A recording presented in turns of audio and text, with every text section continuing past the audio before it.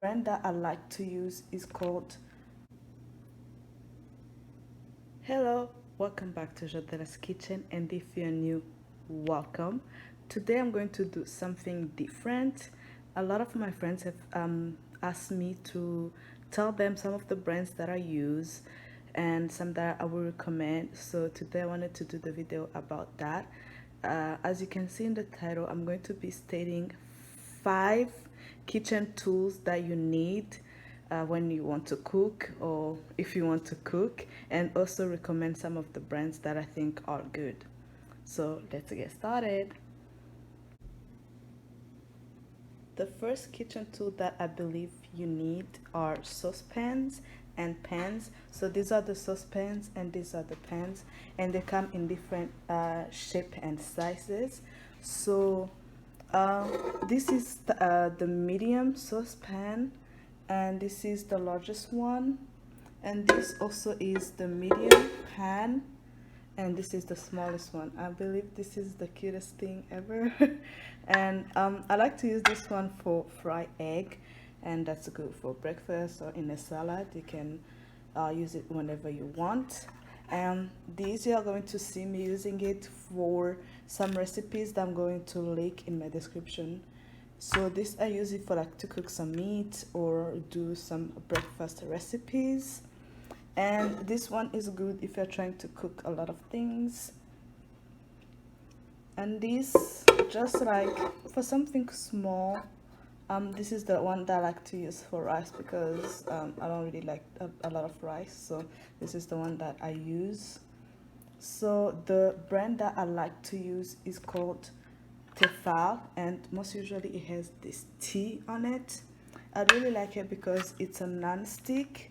So compared to other brand, really when they say non-stick, it's really non-stick. I've used it, and the food do not stick on the pan or on the saucepan. So if you're looking for nice saucepans and pans to buy, I would advise Tefal. It's a really good brand. So you can buy them, try them out, and let me know. They have been a lifesaver for me, and I really love them. Put it in like it's ready. So I'm going to.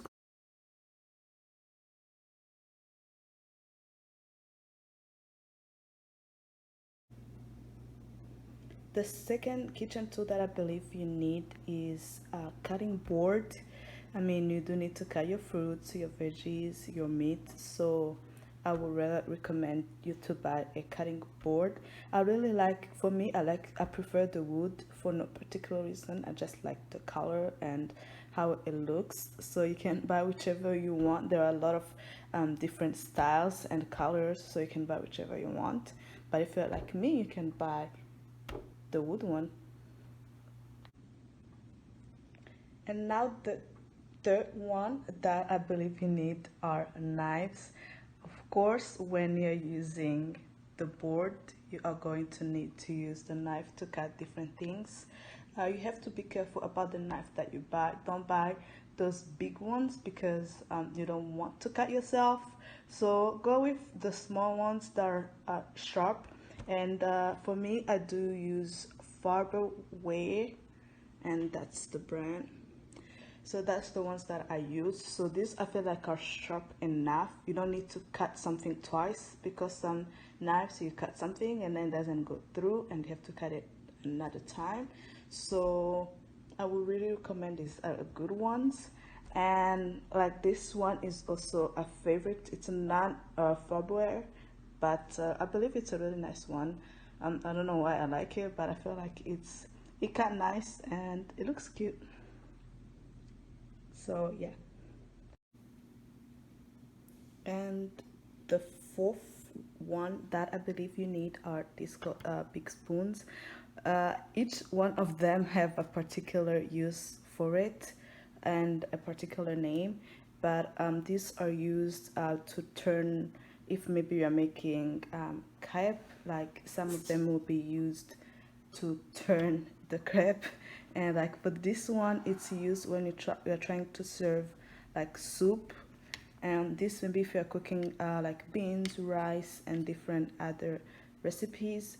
So these, I believe you really need them if you are cooking to turn or like take some elements from one pan to another, one saucepan to another. So these are also a must-have.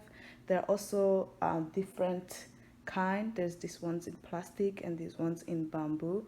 For me particularly, I love the bamboo ones because I feel like they look cute. Plus, if you buy the bamboo spoons, it will go really well with the cutting board. So at least you'll have a set and they will look beautiful. And the fifth kitchen tool that I believe you need are these measuring cups and spoon, because most of the time when you see people cooking, you will see they say like a half cup and they don't really know how to measure that. So these are really useful, especially if like you're a beginner, because sometimes they can say 1 teaspoon and maybe you're doing 1 tablespoon, which is going to be a lot, and if it's a spice that people do not like, they may not like your food. So I really recommend to have these measuring cups and spoon. As you can see, for the cups there is a quarter, a third, half, and a whole cup, and these are Farberware and they're really good to use. And for the spoon, there is a quarter, a half teaspoon, and then 1 teaspoon, and the biggest one is 1 tablespoon, which is this big. So whenever you're looking at my recipes and I see 1 teaspoon, I'm usually using this one. But if you've been cooking for some time, you just know when you're putting, you just know the amount.